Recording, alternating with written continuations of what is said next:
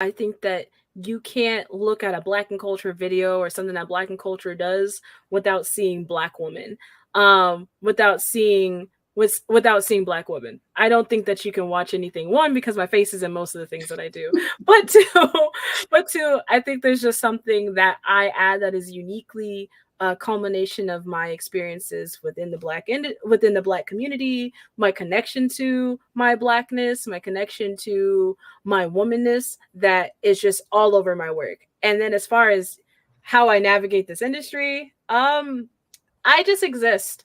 I don't try to compete with anybody. I'm only I think my goal right now is, and I tell everybody that I work with, my goal is not to compete. I'm not a competitive person by nature, at least in as far as work is concerned. I think there is space for everybody. There may not feel like there's bread for everybody, but there is bread for everybody. Everyone can eat.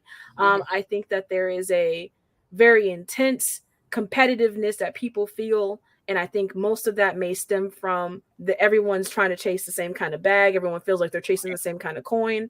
Me personally, I'm not trying to chase anybody's coin but what's for me.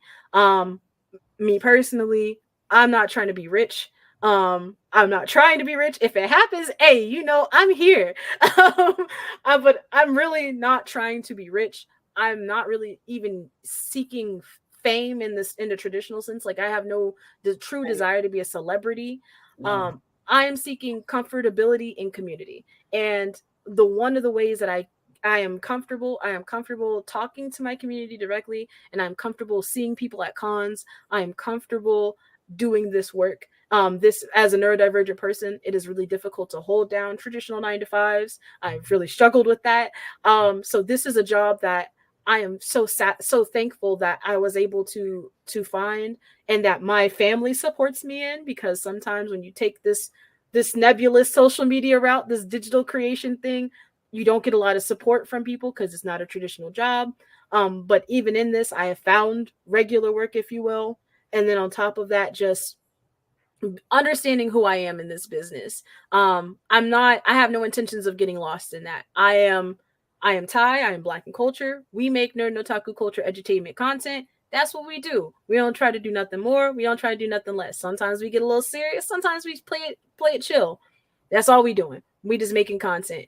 Any additional drama, any additional competitiveness, because of course you're going to feel competitive because people are making content, but all the additional stuff outside of it being healthy competition is not for me. I'm not seeking it. I don't want that.